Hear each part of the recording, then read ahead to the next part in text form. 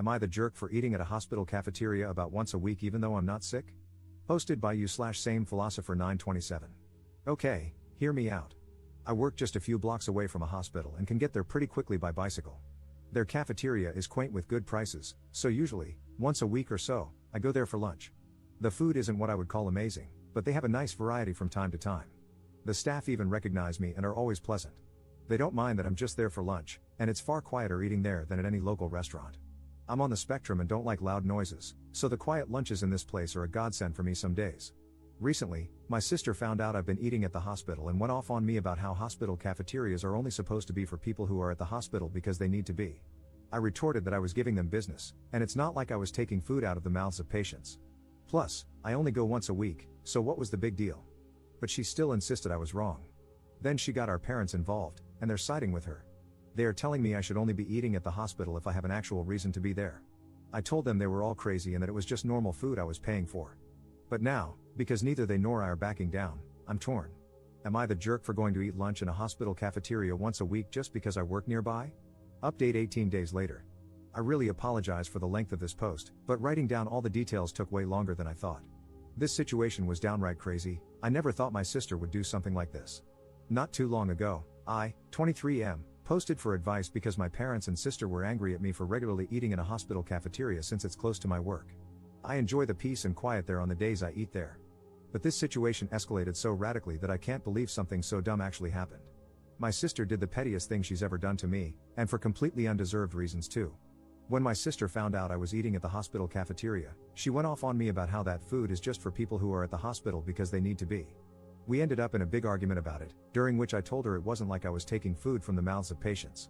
Then she went to our parents to get them on her side, as she always does, and they immediately sided with her, just like I thought they would. They backed her up, saying that the hospital cafeteria was not a place to go eating casually. We had a big argument, and they spent days hounding me, telling me I was wrong and demanding I stop. So I went to Reddit. There, I learned that not only was I not doing anything wrong, but it's actually very common for people to go eat at hospital cafeterias simply because they like it. I hoped the situation would just fade away, but a few days later, my sister called me, asking if I had stopped eating at the hospital. I said no, and then it started all over again. My parents then called me, fuming and acting like I was supposed to stop going because they said so. I reminded them that I don't live under their roof anymore and that this is exactly the kind of reason why I moved out. They take my sister's side in almost everything.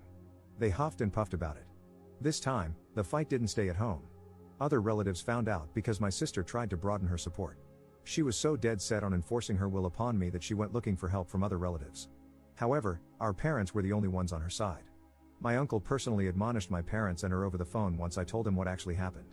He told them they were only siding with my sister because she's their favorite and called them terrible parents for ever playing favorites to begin with. Then, my cousin went to eat with me at that hospital cafeteria and said he'd like to go there once a week too, as he also works nearby and bicycles everywhere. We've already run into each other at lunch there once since then.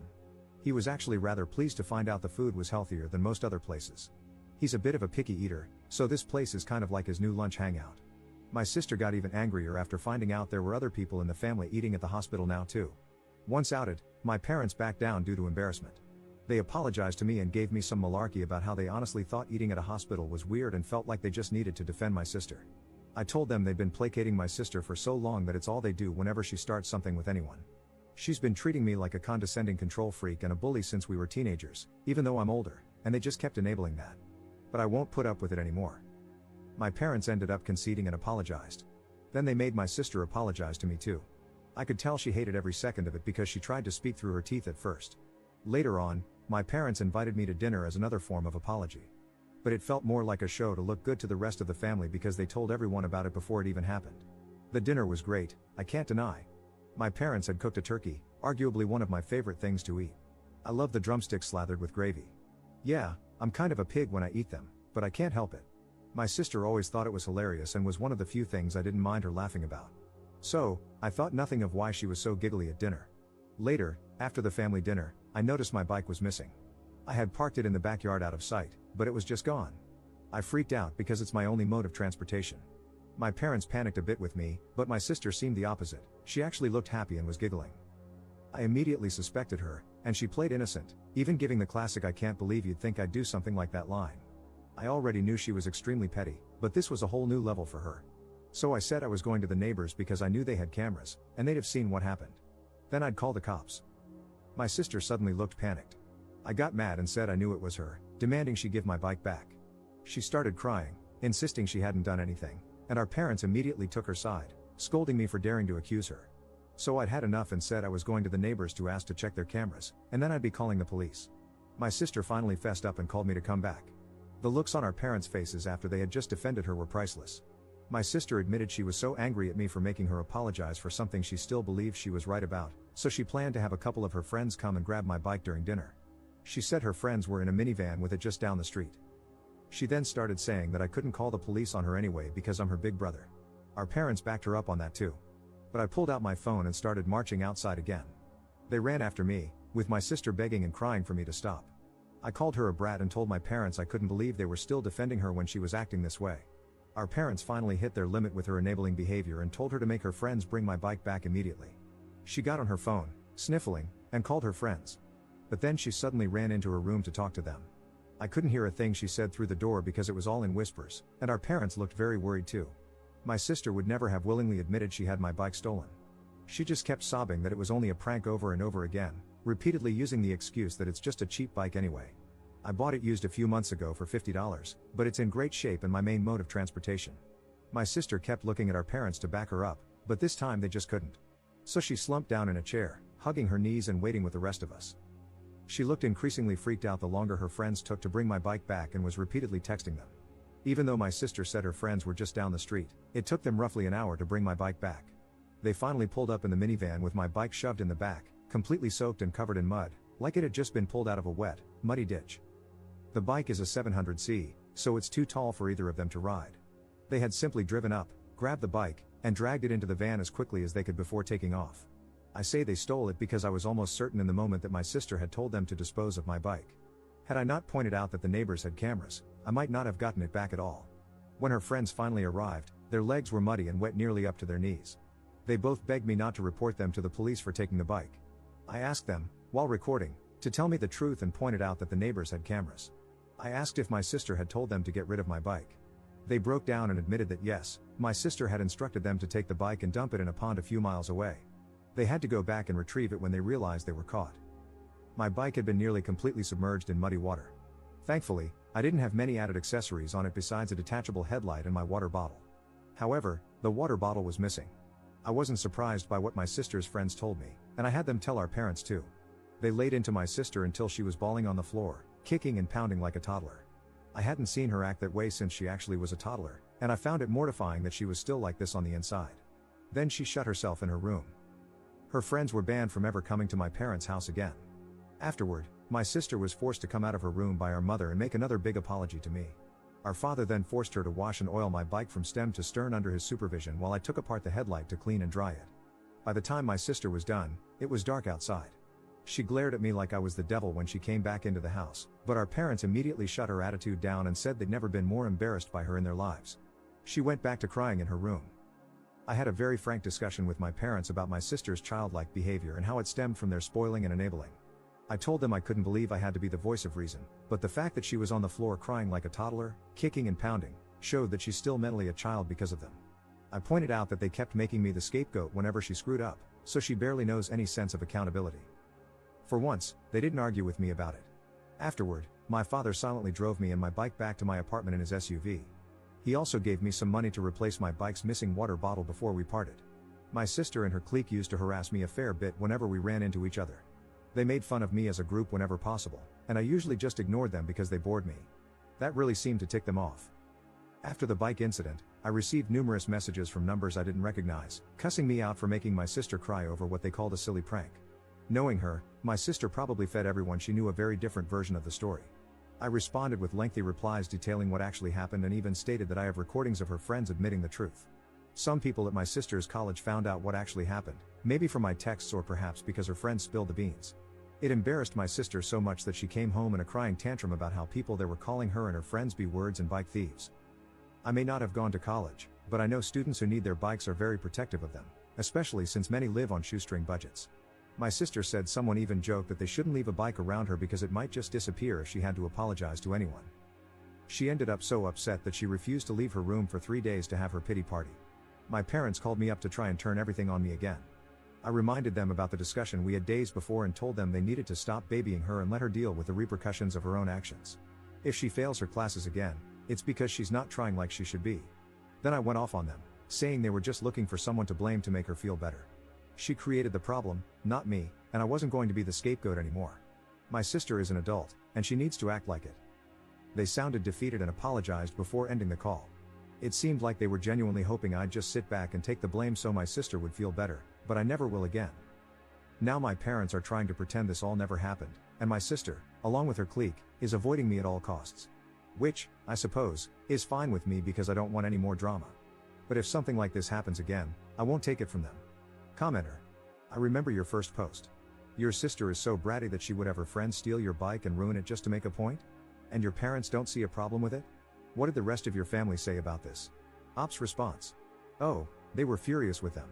I didn't include details about it because the post was already way too long.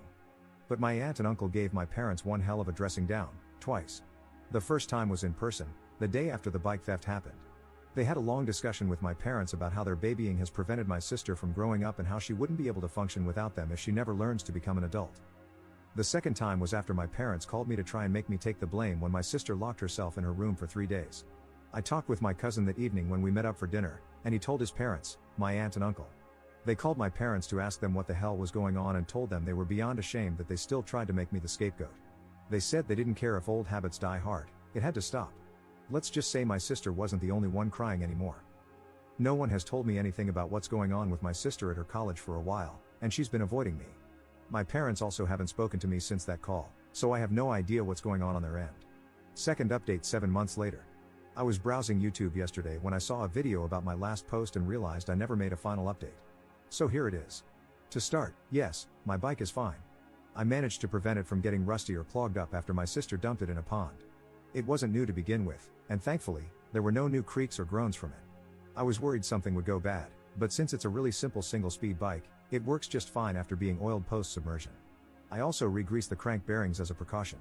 A few months ago, I replaced the rear tube and tire myself, and I still ride practically everywhere. Now, onto my bratty sister. She barely managed to pass college and tried to blame her low grades on me and her depression from the bike incident multiple times. However, even our parents stopped letting her get away with that. They finally reached their limit, cracked down on her bad behavior, and made her sit in her room to study whenever she had a pity party or tantrum. They even threatened to cut off the Wi-Fi and shut off her phone if she didn't get her homework done. She cried and said she hated them, but eventually, she sucked it up and complied. She finally graduated, but her graduation wasn't a fun time for her. We all went out to celebrate, but she wasn't happy because she had no friends left. She'd hoped to party with her former clique, but they had all cut her off because she's a brat. As an ironic punishment, our parents started making her ride a bicycle to get around. She hates it more than she hates the bus. It's a cruiser bike our dad picked up used for her, and our parents practically begged me to take her out on weekend rides to get her out of the house for a few hours. I agreed, but only because they asked nicely and offered dinner. As for the hospital cafeteria issue, my sister still stubbornly insists it's wrong to eat there, though she can't provide any valid reason. No one sides with her on it anymore, not even our parents, who've since joined me for family lunches there a couple of times. They even forced her to come along. She looked fidgety and claimed it was against her beliefs, wording it as if it were a religious issue. She was promptly told off for that. She cried as usual but was told to grow up. I think she clings to this belief because admitting she was wrong is something she refuses to do. At times, I wonder if she's not just a spoiled control freak but possibly a narcissist. Of course, I'm not qualified to diagnose her. Her former clique abandoned her after they got into trouble over the bike incident. At least 2 of them were involved in stealing and dumping my bike, and they were all hazed when word got out. The clique blamed my sister for everything and cut ties to save their own reputations. While I didn't file a police report, the 2 girls who stole my bike faced consequences at home. The minivan they used was borrowed from one of their parents, who revoked its use after learning what happened. Those parents even visited me to apologize on their daughter's behalf and asked for a copy of the video I took, which I provided. Despite their involvement, the clique threw my sister under the bus. She was also ridiculed for being forced to ride a bike to and from college since our parents deemed it cheaper than the bus, and she no longer had friends to carpool with. Her bike was never stolen or vandalized, she just hated it. Our dad also insisted she learn how to maintain it herself. He used to tinker with bikes in his youth and taught me the basics as well. For those who thought my sister might retaliate, she didn't. She's just bitter. She was made to get counseling, which has slightly improved her, but real change, if it happens, will take years. She doesn't try to boss me around anymore. I've been over for dinner several times since my last post, and she barely speaks to me at the table. She's annoyed by how unbothered I am. Everyone, even our parents to an extent, has told her that she destroyed her own reputation, but she still blames me as her scapegoat. Since the incident, I always lock my bike when visiting home, just in case. After she finished college, our parents announced that she was moving out. She protested, but they forced her to get a job and find an apartment. They said her party days were over and it was time to face adult life. Multiple relatives told them she wouldn't grow up unless she lived on her own and paid her own bills. Though she was clearly their golden child, they finally agreed she needed to learn independence. She's not happy about it, as she loved being a spoiled leech, but she knows she can't blame me since I had no part in the decision. Still, she threw multiple tantrums, claiming it was just a bike, when things didn't go her way in college. At one point, our mom smacked her upside the head and told her to stop acting like I was the cause of all her problems. And my bike isn't just a bike to me, it's practically my livelihood as my primary mode of transportation. Now, my sister shares a 2-bedroom apartment with 3 other girls and had to move farther away so her reputation wouldn't follow her. My mom cried over it. My sister is working in an office, learning to be a secretary, but she constantly complains about her life. She also tries to rub it in my face that she'll make more money than me someday. I just tell her, you do you, which infuriates her. She doesn't like her roommates and still has to ride the bike our dad got her. Her commute is only a few miles, so she doesn't spend money on the bus, and walking takes too long for her. She demanded our parents buy her a car, but they refused, which led to her ignoring them for a while. We no longer go on bike rides together since she moved out. Back when we did, she'd taunt me immaturely, but I ignored her, which frustrated her more. She once claimed her bike was better because it had gears, but she could never outpace me anyway. It seemed to make her determined to get in better shape, at least. I think she wants me to be the big loser so she doesn't feel like one.